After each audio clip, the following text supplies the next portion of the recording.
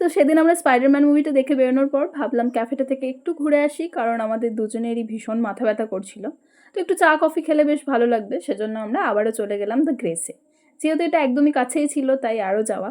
অর্ডারটা দিয়ে এসে ওনাদের রুফটপে বসলাম। ওয়েদারটা বেশ ভালো লাগছিল তখন, একদম পড়ন্ত বিকেলবেলা। তার উপর আমরা যখন ভিতরে ছিলাম তখন এদিকে বৃষ্টিও হয়েছে, তো বেশ একটা ঠান্ডা হাওয়া চলছিল। আমরা নিয়েছিলাম দুটো মিল্ক কফি, ভীষণ গরম ছিল। আমি আবার খুব গরম চা বা কফি একদম খেতে পারি না। দেন আমরা ভাবলাম শুধু কি কফি খেলে ব্যাপারটা জমে, কিছু একটা নেওয়া যাক। ওনাদের পিজাটা কেমন সেটাই একটু ট্রাই করা যাক আজ। তো আমরা নিয়েছিলাম ওনাদের ফার্ম হাউস ভেজ পিজা, যেটা বেশ ভালো লেগেছে আমার, তোমাদের ভাইয়া দুজনেরই।